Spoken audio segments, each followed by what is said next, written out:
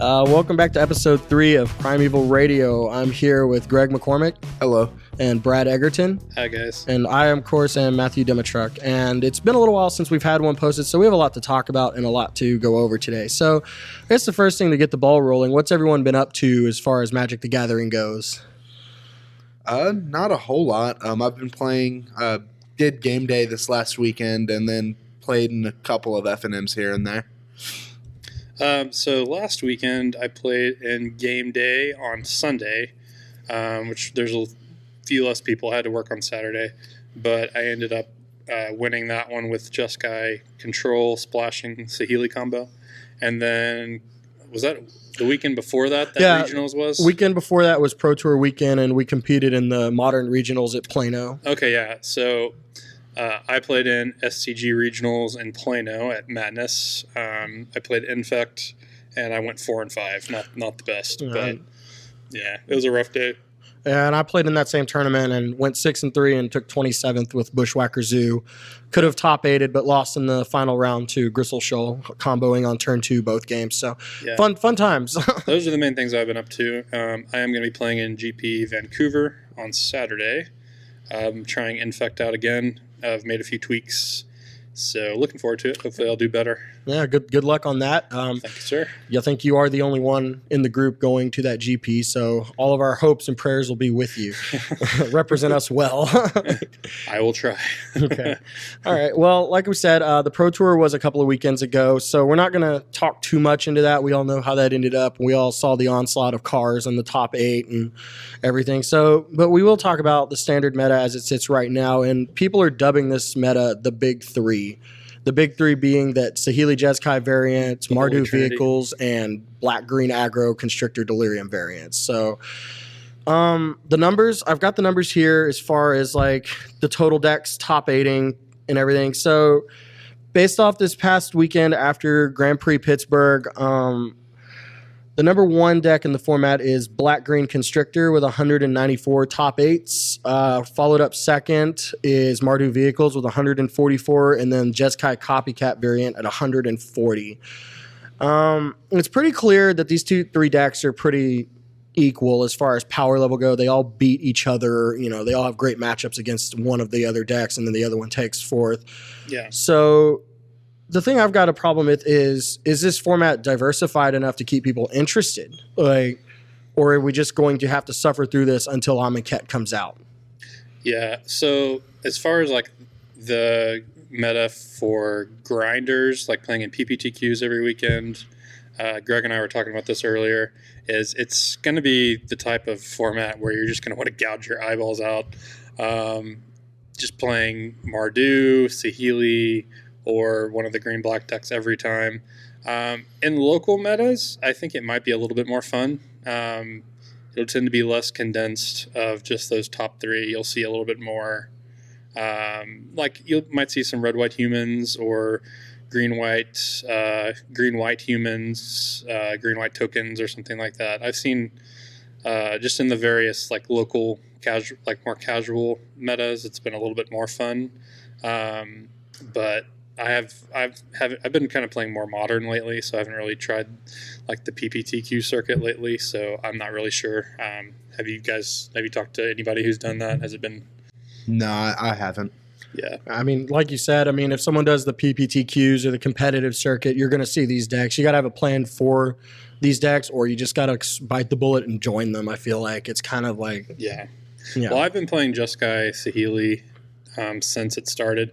Like I said, I haven't been playing standard as much in general, but when I do play, I've been playing Saheeli, and it's a lot of fun to pilot for sure. But whenever you do play a mirror, that's just when you're like, ugh, the standard sucks. It's when you just run red-white humans and beat them in 5 minutes and call it a day.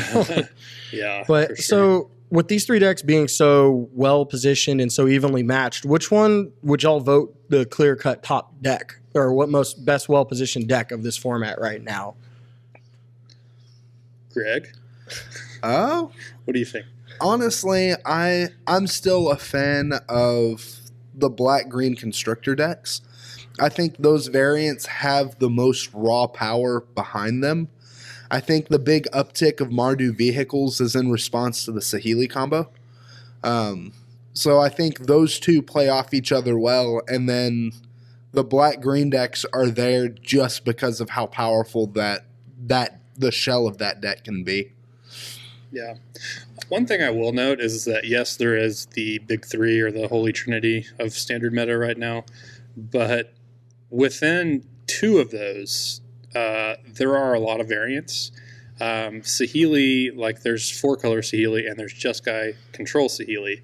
And within 4-color Saheeli, there's also some that splash Marvel, or there's been all kinds. Like you were saying, somebody was splashing the combo with Grixis. Yeah, on MTG Goldfish, Saffron Olive posted a deck tech of a guy who went 5-0 in a competitive league running Grixis Improvise that was splashing white to run the Saheeli combo. Yeah, I saw that list. That list looked really interesting. Yeah, there's been a lot of interesting decks I've seen that splash the combo. And then also with green-black, like there's kind of more counters, Constrictor, Rishkar builds. And then there's also more Delirium-based builds that run Grimflayer, some that run Liliana. And then the big payoff is Gearhulk.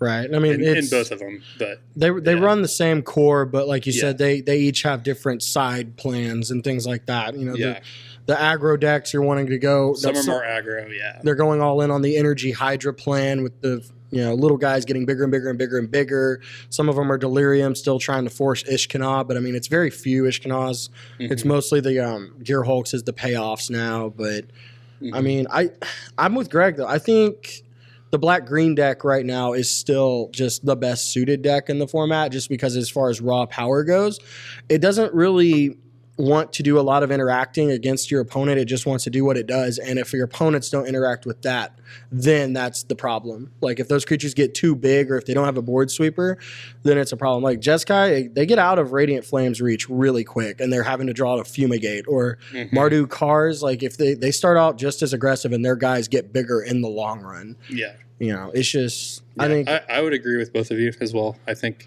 in terms of the meta right now, if I were to just pick a deck purely based on what deck gives me the best chance to win in any given competitive event, I'd say green black. Right. I did want to say, what did you guys out of the green black, out of the variants we were talking about? What variant do you think is currently the best? Honestly, I'm a big fan of the energy deck that Brad Nelson put up last weekend, I think. Yeah, it was last weekend. Taking advantage of that 2-drop energy Dark Confidant to just bury opponents in card advantage. I think he was the one that constituted the Bristle Hydra also. Like, yeah, that deck is very, very powerful. Hydra is just a house. So many decks have problems answering it if you can get that energy flow going. Giant energy aggro, yeah. Yeah.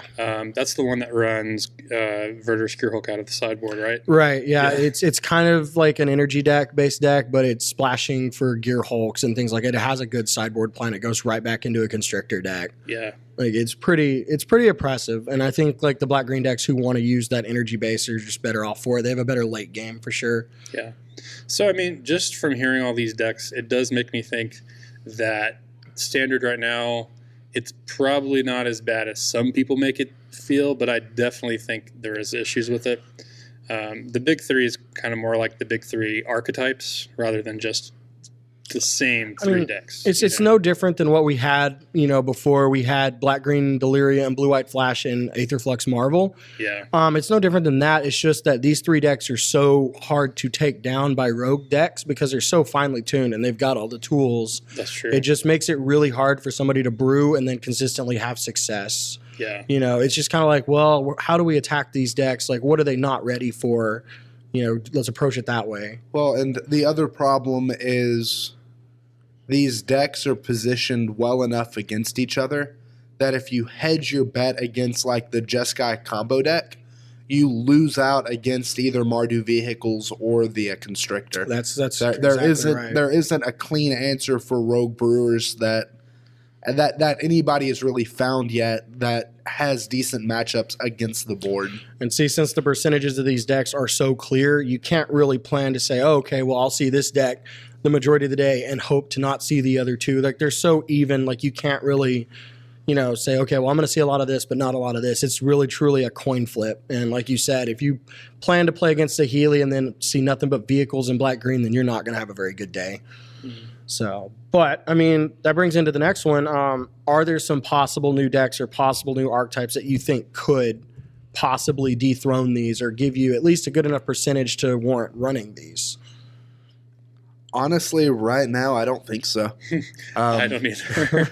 I know people have been trying to make the improvised decks work. People have been trying to bring back like the tribal field with like the Eldrazi decks. And humans. They just lose out so hard to one of those decks that it's to the point where it's better to pick up one of those decks and then tweak that to make it unique as opposed to trying to just brew something straight up.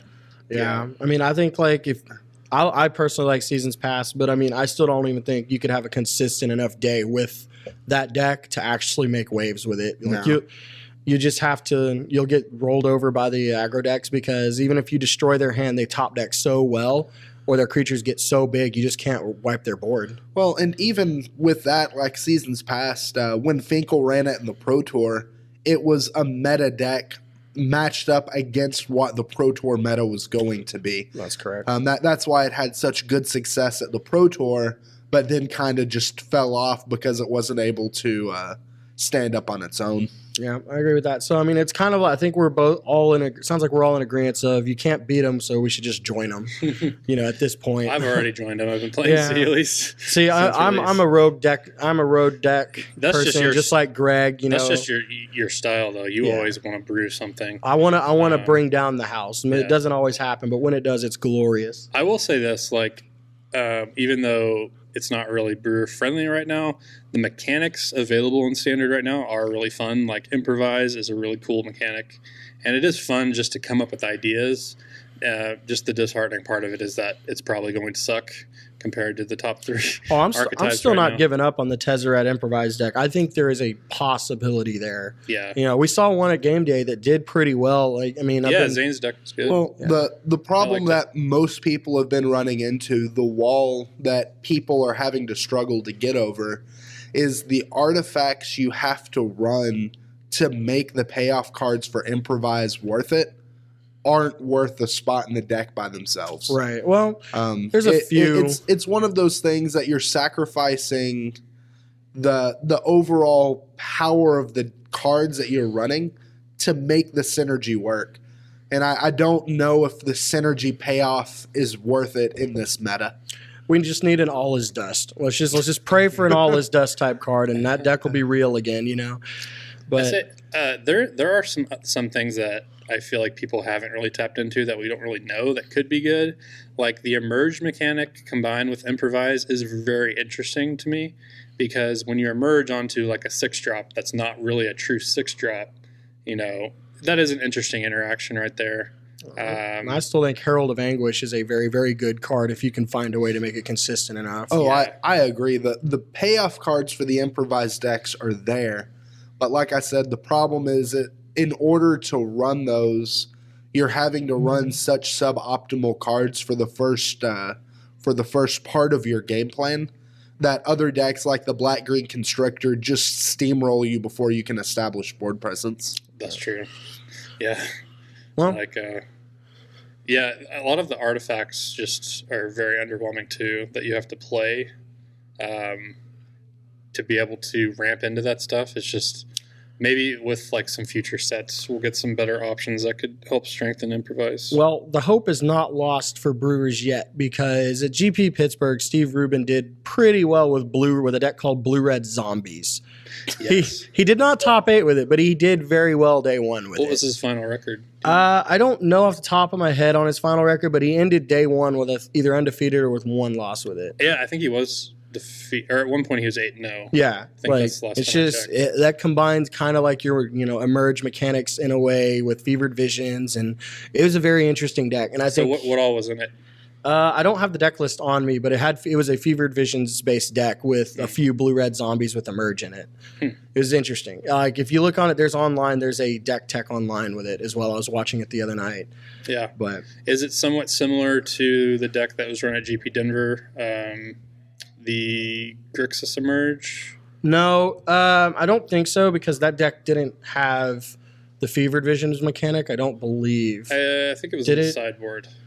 Yeah, no, this was being bored. Let's see if if I can pull this deck list up for you here. But I think that's a fine example of one of those decks, like he tweaked it according to what he thought the meta would be. Mm-hmm. But I don't think it's going to stick around. Let's see. His deck list was 4 Advanced Stitchwing, 4 Elder Deep Fiend, 4 Prized Amalgam, 3 Stitchwing Scob, or 4 Stitchwing Scob, 4 Cathartic Union, 4 Fevered Visions, and then lands. So that is pretty similar to the list that top 8 at GP Denver.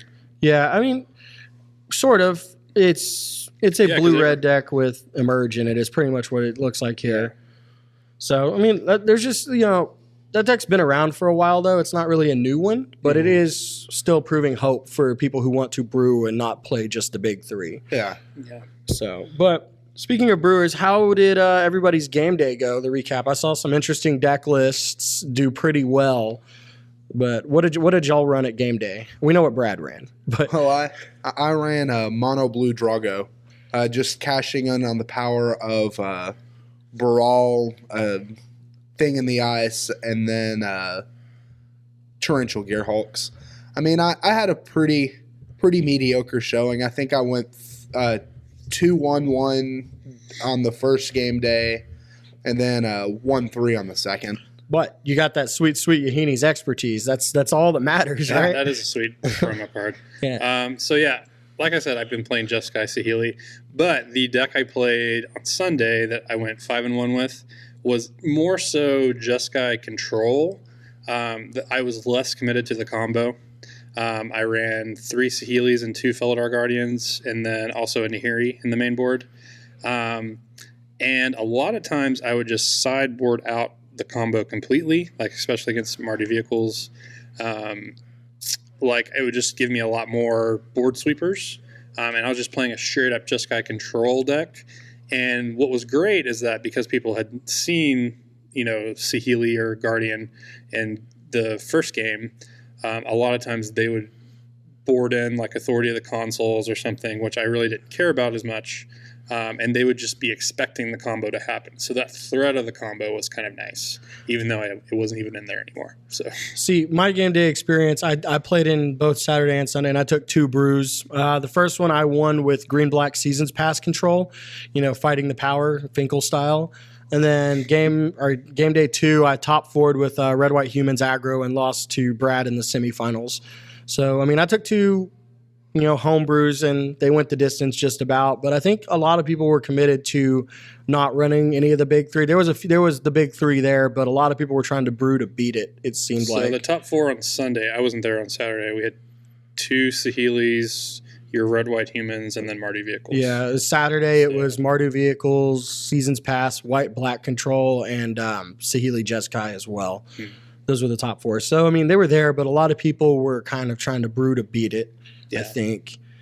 But, I mean, overall, I thought game day ran pretty well. Yeah, it was fun. Like, this is the first good top 8 promo we've had in a long time, I think Languish was the last good one we had. There was also Anguished Unmaking, but I can't remember which one came first. But, I mean, it was... Languish was first, Anguish was second, but Anguish hasn't really... financially made a huge splash because most decks are only running it as a 1 or a 2 of. I think the last one was, Hanwar Captain or something, that green-white flash human. Was that the top 8? Yeah, Heron's Grace Champion. Yeah, I mean, whatever. Like, it's a cool-looking card, but as far as financial value, it's not going to hold any merit at all. But, okay, so also... over the last week or 2, there's been a lot of news updates talking about. So let's talk about the changes to what they're going to do for the Grand Prix trials. They're no longer going to hold these at shops. They're just going to hold the last chance trials at the GP the day before, like as a quick fire event. 32 cap go. Do y'all think this is a good idea, or do you think the shops are just not wanting to do it anymore, or is this Wizards saying, "Hey, we're going to hold the power who gets the buys unless you grind for these"? Well, I think part of the problem that they had was a lot of participation in the shops. It's not where Wizards wanted them to be. I think the biggest problem that they had was the fact that most of these GP trials weren't what Wizards wanted them to be. So I think by removing the GP trials and then adding the old school PTQs on Sundays, Wizards is trying to make a bigger emphasis on people playing at the GPs. Well, I saw you mentioned old school PTQs. Like, let's talk about that for a minute. They're also on Sundays in place of the Classics or the Sunday Super Series. They're going to start holding PTQs at GP on Sundays for people who don't day two. And this is just like Greg said, this is the old school system. If you win this one, you are in the Pro Tour. You do not have to go to a regional Pro Tour. I love this. I think it's great. I was a fan of the old system anyway. Yeah, you got these PTQs that had like 150 to 200 people a piece, but I liked it to where it was one tournament, you won and done. You don't say, okay, well, cool, I won this first step. Now I got to go play in another one. So it's just you got to spend twice the money to do it, and your odds are lower and lower because, I mean, you're playing against on average 150 to 200 people anyway to get there. You're just having to spend twice the amount of money to get there. One thing that does concern me, what did they say the cap was? Was it like 250 people on Sundays? I think it was 256. Yeah, there is. Yeah, it's Okay. 256. There is a cap, but I mean, I wonder if it's going to be hard, like to get. Like, I wonder if all the people that want to play in it are going to be able to. I mean, probably not. They'll probably numbers-wise. turn some people away. Yeah. But I mean, you're looking at probably 8 rounds and then cut to top 8. That's usually what 256 merits. Well, let's just think. Like, your average GP has what, between 1,000 to 1,500 people? Sometimes 2,000 plus. Sometimes, yeah. But so how many people out of those day two? Well, I get that it's unfair and it's not perfect, but I mean, they Yeah. can't have an 800 person PTQ. No, I understand that. I'm just trying to think of like how hard it would be to get into it. Well, and also, I mean, it's one of those that if you do not make day two and you know you're not going to make day two, you pre-register right then and there. And there's going to be people go to the Grand Prix that can't or have no interest in playing in the Grand Prix that want to do the PTQ. So true. not everybody can do it. It's one of those, if you want to do it, I think they said you can pre-register for both events, but then if you day two the Grand Prix, you can get a refund or recompensation somehow. Yeah. So, I mean, it's a great idea. I love it. I hope that if I want to play in it, it's not going to be like where you have to register before you even find out if you're day two or not. Well, it's one of those, like we just said, you can do it, but then if you day two, you go up to them and say, hey, by the way, I day two'd, can I get this recompensated? And they would do it. They would do that? Yes, they will recompensate you. Okay, well. So you don't lose all of your money. Well, that's a good tip then. It's kind of like what Channel Fireball's doing with the Las Vegas Grand Prix. You can register for all 3 of them, but then if you day two one of them, you just tell them and they'll work with you and refund you. So they're not going to just rob you blind. So then if I want to play in one of these, I'll just go ahead and register for it anyway. Exactly. It's And safer then that way to guarantee you have a slot. Perfect. Well, that's good advice. And also there's an announcement that they're returning the Nationals Championship series to us as well. We are, it was pointed out that this might take place at the WMCQ as far as like your teams go. The way Nationals plays out is it's kind of like the WMCQ qualifiers. You have to have a set number of points to even qualify. I don't know if the points are still at 500 or if they're going to uptick it or not. But it sounds like the winners of the top 2 of Nationals tournaments will represent Team America in the Worlds. Is that correct? Yeah, the way it'll work out is whoever the top point winner for the Wizards year will be the team captain of the World Cup team. Top pro point? Top pro point winner. The pro. So point it will winner. usually be a pro. Okay. And then it's whoever is the top 2 people in the national tournament will be the second and the third team member for the World Cup. Yeah. See, I kind of like this. It lets more people get involved, whereas, before there was literally 3 tournaments in the nation, and the winner of each one of those 3 tournaments represented the World Cup team. But they're also changing it up because it was teams of 4 before this announcement. You'd have team captain, which was the pro point winner, and then the winner of the 3 tournaments. Now they're going down to teams of 3. Yeah. So I think they're going to do legacy, standard, and modern as each individual person, or is it going to be team unified standard? I think it's all team unified standard. Okay, I know the national circuit will be unified standard. I didn't know if the World Cup was going to change to that. I don't know. I don't know if the World Cup's actually going to change. I know the article Wizards put out was talking about the last year it was team unified modern, and I think they're trying to push everything more towards standard. Right. Well, I mean, that makes sense. I mean, that's kind of where Wizards has always want to be at. They don't really focus as much on eternal formats as they do, standard constructed. But also another cool little update, if you play Magic the Gathering online, they're starting February 2nd, they will be having standard gauntlets online all the way back from Tempest and Mirage. That's pretty cool. So for those of you who've done the gauntlets before, they've had the Pro Tour gauntlet, the Legacy gauntlet, the Vintage gauntlet. Now you get to relive the old glory days of the standard blocks, starting with Mirage and Tempest. Like, there are a couple that I would never, ever play again. Cobblade, that thing. But, I mean, the Tempest Mirage blocks, some of those decks look pretty cool. I mean, I didn't play back then. Did you? No. You never played it? But I mean, it's going to be kind of cool to learn some new interactions. Like, I saw phasing was in there. I mean, there's a Survival of the Fittest Recurring Nightmares deck that is really cool that we can play finally outside of Cube. So, I mean, this, Magic Online's got some exciting things, but... Yeah, because I assume this is going to be the new thing that they're going to progress all throughout the year. Just like last year we had all of the flashback drafts leading up to current. I assume that this year it's going to be a lot of these flashbacks to former standard blocks and let people experience some of the formats that they may not have been playing or were even aware that Magic existed at the time. Yeah, that's fair. So we'll see where it goes from there. Like, I'm assuming they'll do it like on a weekly basis or a bi-weekly basis, kind of. Just give everyone a chance. So, okay, so the last thing in the news, the new ban announcement is coming soon. It's 2-3 weeks away? Yeah, I think it's March 17th. So has the banning stipulations on where you think the banning will fall changed in either one of your eyes? I don't think so. I still think that they're probably going to ban Felidar Guardian. It's not necessarily because the deck keeps posting up so many top 8 finishes, but the sheer volume of these decks that are being played, I feel it's just single-handedly warping this format to be either answer this deck or you're going to lose. What about you, Brad? Okay, so what makes me think that it's possible it could get banned, like I used to think it wouldn't happen, is during the Pro Tour stream, Ian Duke did actually say that the combo wasn't something that they saw during testing. It kind of caught the Wizards team by surprise.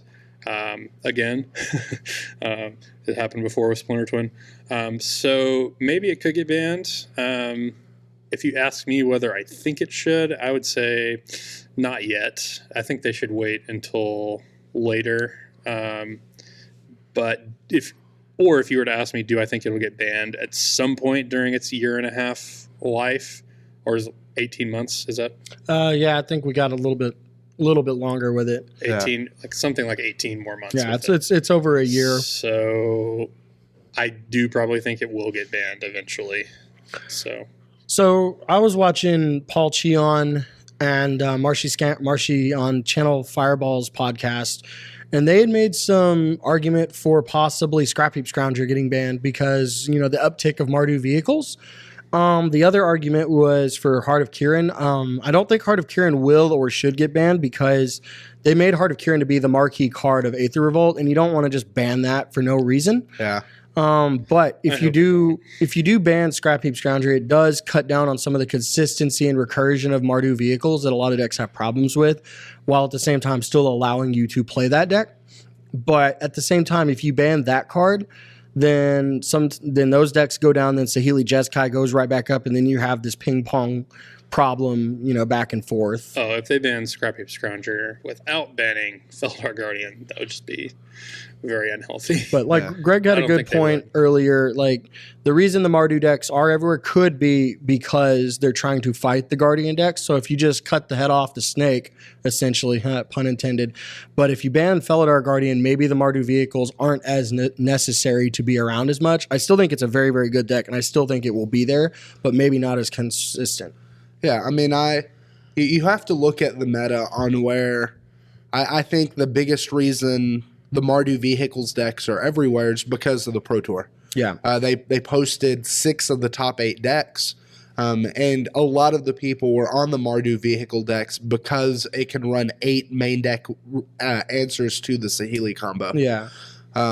So if you ban the Felidar Guardian out of it, then the Saheeli combo decks transform into a Jeskai control.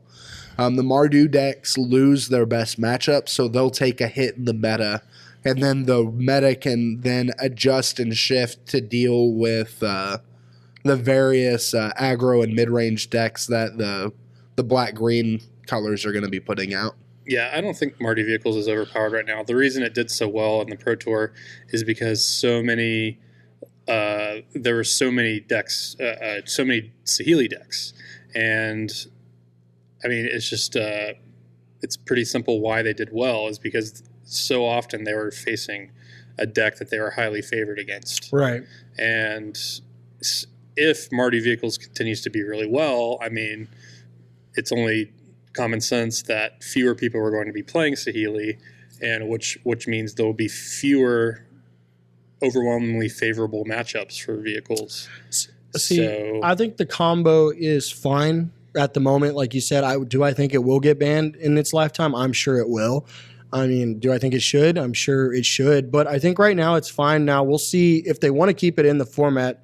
They're going to have to give us some way to almost eradicate it in Amonkhet while at the same time dealing with these other issues. Well, the problem with the Amonkhet is all of that's already been done and tested. Right. And if they came out and said at the Pro Tour, whoops, man, we totally didn't see this happening. Yeah, that doesn't bode well. The soonest we could look for an answer specifically designed to battle this combo would be in the September set. Yeah. Whoops. Yeah, that's a fair point. But like I said, I mean, Green's got a lot of tools to fight the Mardu vehicles list, which is why I think their matchup against them is pretty good. Yeah. Natural State is a very fine card. 1-drop, kill your vehicle block. Let's keep going. My creatures are bigger than yours. But Mardu vehicles, like you said, has 8 mainboard answers for Saheeli. And then Saheeli has a good matchup against black-green because they go off before their guys get too big. Like, I mean, it's just kind of all the decks are playing a ring around the rosy right now. Yeah, it's a big paper, rock, scissors match that everybody loses. Yeah, except for the Brewer. The Brewers are the big losers. We can't fight them. They're all during their little ring around the rosy matchup. We can't beat them either. But okay, so this upcoming March, there's a lot of events. There is a Modern Standard Open in Dallas, Texas. There is the Hunter Burton 5K in Arlington, Texas, which we call it a 5K. It is now a $10,000 tournament. It's for charity. It's a very good event, but you get paid out like a $10,000 in the top 8 draft Modern Masters, which is really nice. And then the very end of March, beginning of April, we have Team Modern for Grand Prix San Antonio, which I know a good number of us are going to be going to those as well. So lots of big events coming up this season. After April, I don't think there's any huge events locally. We have to start branching out a little more, but as Brad mentioned, Grand Prix Vancouver is this upcoming weekend, the weekend of February 18th and 19th. So we wish him luck on that. So, okay, now it's time for the group question. So the group question is, like, originally I had it as favorite deck, but I'm going to alter it a little bit. So what is your favorite homebrew deck that you've actually taken to an event and tried? Now, specify event. Are we talking FNMs? Any sanctioned Wizard tournament. Blister Grub. Okay, Greg, what is your Blister Grub deck? It was during the Scars and Estrad block, and there was a budget deck I saw on TCG Player that all this guy wanted to do is run cards that whenever these creatures died, they lightning bolted the opponent. So the deck was filled with stuff like Blister Grub, Mortis Hounds, and then it ran Fling and Artillerize. The deck was really bad, but it was really fun to play. Yeah. I'm not really that big of a brewer. Honestly, I haven't really taken that many brews to events. There is something I have been thinking about doing at an FNM, just because I think it would be really funny if I was able to win with it, which probably would not be the case. But basically, I wanted to do this Blue's Clues deck that everyone's been talking Blue's about. Clues, yeah. But I want to do it with a full play set of Deck and Stone, where I can Deck and Stone my own guys and then win on my next upkeep. All right, dude, you should just go all in and run Hedron alignment. Just Grixis Hedron alignment. We actually found a way to make it work, but it's going to be bad. Are you talking about having to void shatter your own Hedron No, alignment? so you run Cathartic Reunion, you pitch the Hedron alignment out of your hand, and then you run the black sorcery that says exile a card out of your yard, grab the other 3, put them in your hand. That's the best way to do it. You just run it in a Grixis shell. You just get one into play. You Cathartic Reunion, discard the other one, have one in your hand. Boom, you win. You know, it's a little shell. It could be, but do it. I mean, I might. That might be a little too gnarly for me, but mine, I've actually taken a couple of really risky brews to 5Ks and had some success. I built one I simply named the Wall. It was just green-white, overgrown battlements, Wall of Omens with White Sun Zenith and Garruk that could swing for 20 on turn 5. I did that during the Callblade era, and it was designed to beat Callblade, and it did really well.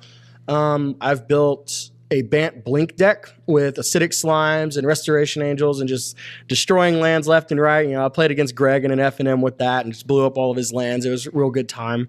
So, I mean, I've got a lot of janky brews. Well, you are the brewer of the... I'm the saffron olive of our little shop, I guess. Yeah, you are. That is how you enjoy playing Magic the most. I mean, from what I've noticed, if it can be brewed, I will try it. Like my most colorful one was 5-color Super Friends with Mana Confluence, and more often than not, I accidentally killed myself by tapping all my lands for pains and things.